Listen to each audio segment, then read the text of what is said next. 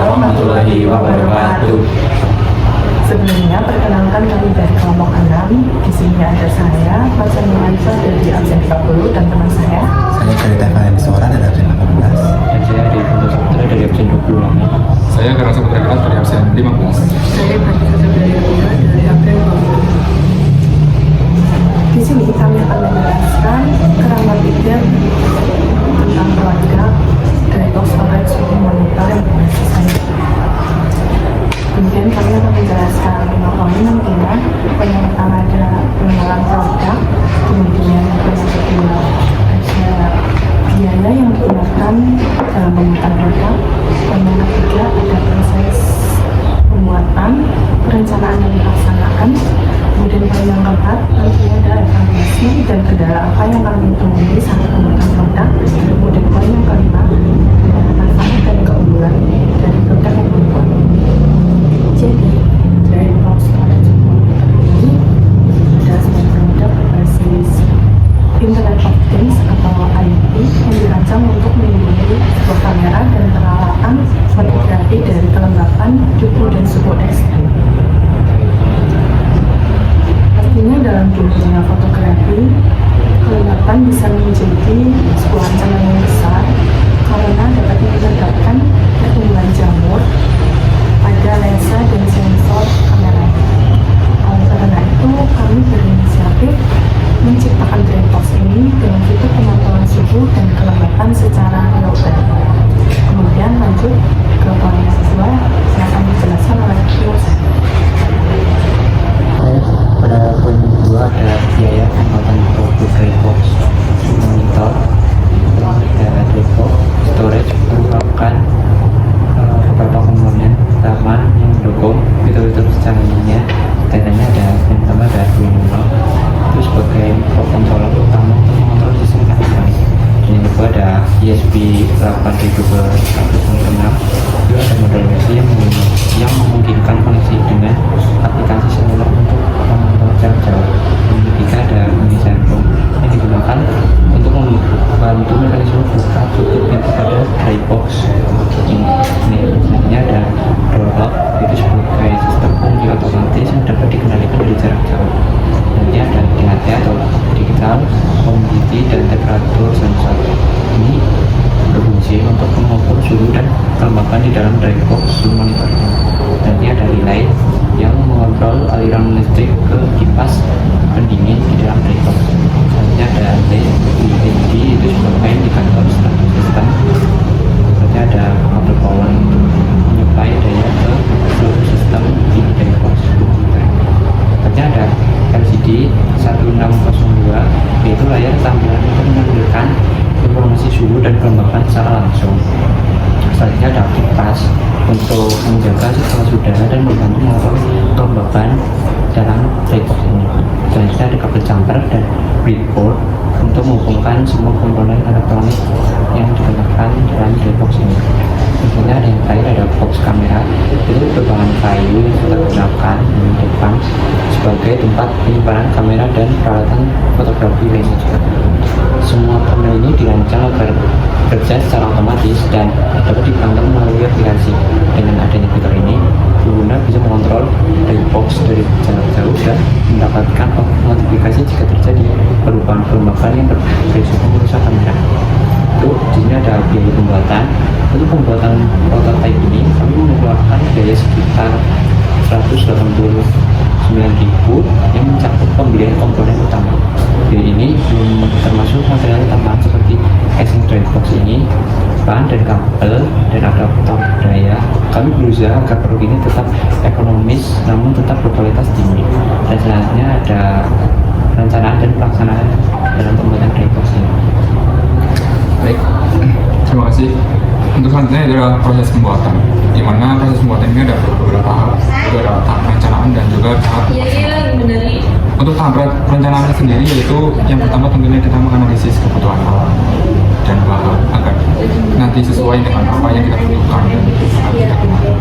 Kemudian setelah kita mengumpulkan beberapa alat dan bahan yang kita butuhkan, kita lanjut untuk merancang konsep kerja, yaitu termasuk pengaturan suhu dan kelembapan yang akan kita terapkan pada produk tersebut, dan juga sistem penguncian serta monitoring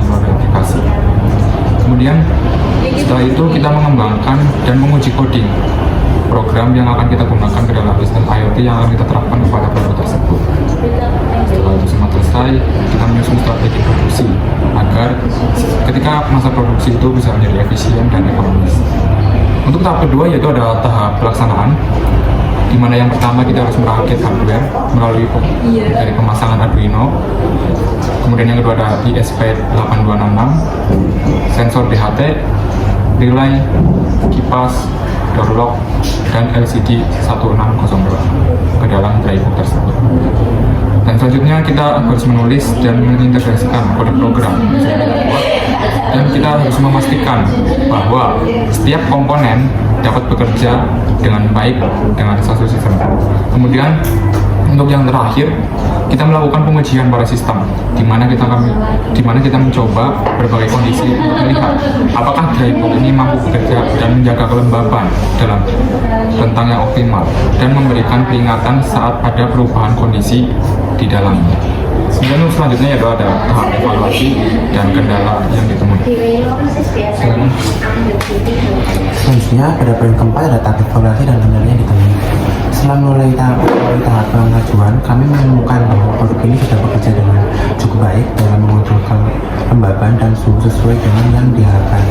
Sistem IoT juga berfungsi dengan optimal di mana pengguna dapat memantau kondisi drybox secara real time melalui aplikasi seluler. Namun dalam pengembangan ini ada beberapa tantangan dan kekurangan yang kami temui. Yang pertama ada material drybox yang masih menggunakan kayu yang memiliki sifat kurang kedap udara. Hal ini membuat kelembapan masih bisa sedikit masuk sehingga efektif dalam menjaga kondisi optimal perlu yang ditingkatkan. Yang kedua ada probabilitas masih menjadi tantangan karena drybox saat ini masih berbentuk kotak besar yang kurang praktis dalam dibawa bepergian. Yang ketiga ada daya tahan terhadap lingkungan ekstrim perlu ditingkatkan agar produk ini lebih tahan lama dalam berbagai kondisi cuaca.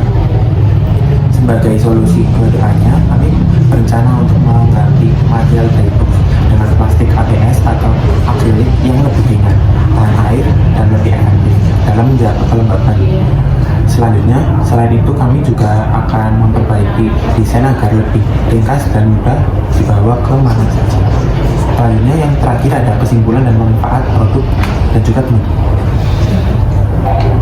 Jadi kesimpulan dan manfaat produknya yaitu untuk drybox Turbo Monitor memberikan solusi bagi para fotografer dan videografer dalam menjaga peralatan mereka tetap dalam kondisi optimal.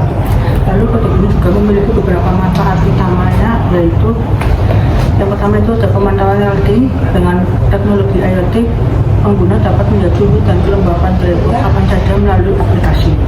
Lalu yang kedua ada sistem smart lock, yaitu menggunakan pengunci elektronik yang bisa dikontrol dari jarak jauh, meningkatkan keamanan peralatan di dalamnya. Lalu ada otomatis kelembapan, yaitu sistem kipas dan sensor akan bekerja secara otomatis untuk menjaga kelembapan dalam rentang ideal 40% sampai 50% ada. Lalu indikator LCD dan LED, yaitu menampilkan kondisi drybox secara langsung tanpa perlu membuka aplikasi. Lalu daya rendah dan hemat energi, menggunakan komponen elektronik yang efisien dan tidak boros. Masalah produknya yaitu yang pertama menjaga kamera dan lensa dari jamur dengan mengontrol kelembapan secara otomatis. Yang kedua yaitu melindungi keselamatan dari debu dan kotoran, memastikan sensor dan mekanisme kamera tetap bersih. Yang ketiga yaitu memberikan perlindungan ekstra dengan fitur pengujian otomatis berbasis IoT. Dengan teknologi ini, kami berharap inovasi drybox Turbo Monitor dapat membantu para fotografer dalam merawat peralatan mereka dengan lebih aman, modern, dan efisien. Baik, terima kasih telah menyaksikan video ini. Jangan lupa dukung inovasi kami agar semakin berkembang, dan sampai jumpa di proyek berikutnya. Terima kasih. Wassalamualaikum warahmatullahi wabarakatuh.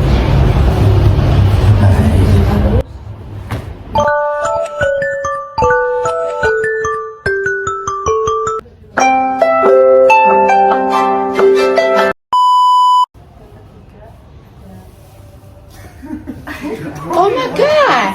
What is that?